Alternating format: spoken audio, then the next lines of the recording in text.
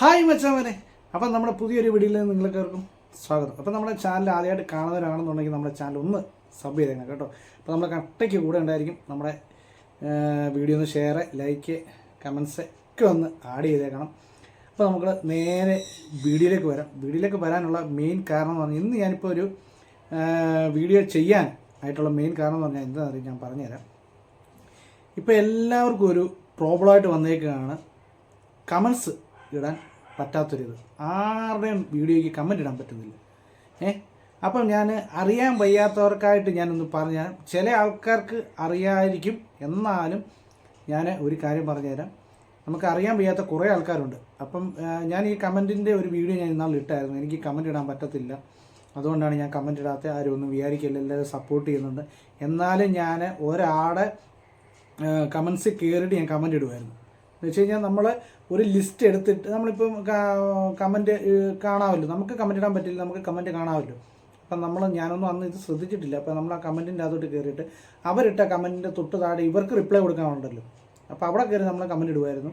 Comment ഇട്ടിട്ട് എനിക്ക് comment ഇടാൻ പറ്റത്തില്ല എന്ന് പറഞ്ഞുകൊണ്ട് ഞാൻ പല ഇതിലും ഞാൻ ഇട്ടിട്ടുണ്ടായിരുന്നു.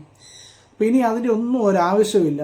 നമ്മൾ എന്ത് ചെയ്യണമെന്നറിയാം, നമ്മൾ കയറി വീഡിയോ കണ്ടുകൊണ്ടിരിക്കുന്ന സമയത്ത് നമുക്ക് കമൻറ്റിൻ്റെ ഓപ്ഷൻ വന്നില്ലെന്നുണ്ടെങ്കിൽ നമ്മൾ നേരെ ഈ ഇട്ട ആൾക്കാരുടെ കമൻറ്റ് കാണുമല്ലോ, അവിടെ കയറിയിട്ട് നമ്മൾ അവരുടെ കമൻറ്റിൻ്റെ തൊട്ട് താഴെ ഒരു ചെറിയൊരു നമുക്ക് കമൻറ്റ് ഇടാമല്ലോ, അതുപോലെ നമ്മൾ കയറി ആ കമൻറ്റിൽ അതിൽ ഞെക്കി കഴിയുമ്പോഴത്തേന് നമുക്ക് അതുള്ള കമൻറ്റിൻ്റെ ഇത് തെളിഞ്ഞു വരും.